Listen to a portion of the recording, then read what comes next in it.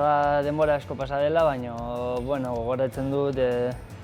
jakinda UEFA partidu bat zela, urte horretan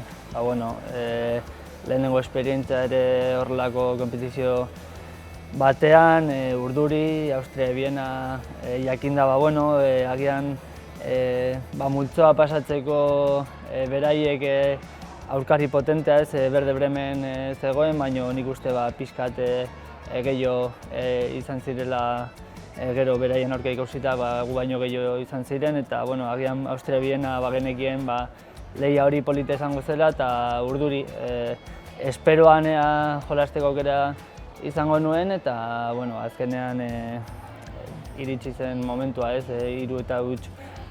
irabazten, eta azken 10 minutuak hor atera nintzen zelaira. Momentu polita, gainera ni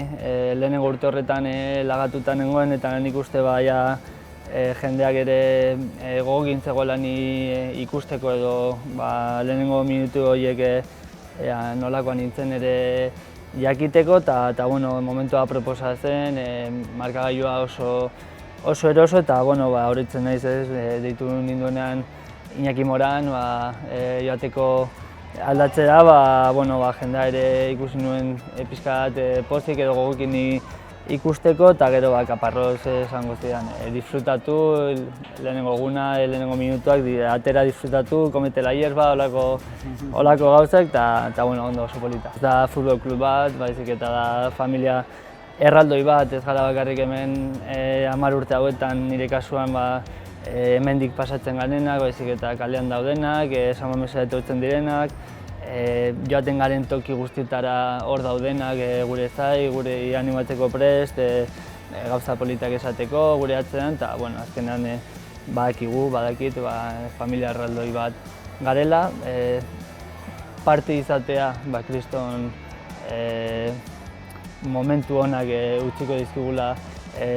suerte hau daukagun guztioi, eta nire partez disfrutatzea topera. Asko daude, gainera gauza importantea, garrantzitsuak egin ditugu urte hauetan, nik uste ere jendea kriston ilusioa eduki duela gurekin, badaukala baino oso momentu onak izan ditugula, aukera importanteak gauzak irabazteko, eta nire kasuan geratuko naiz Superkoparekin,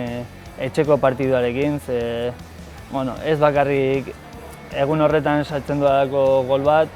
baizik eta suposatu zuen guztiagatik.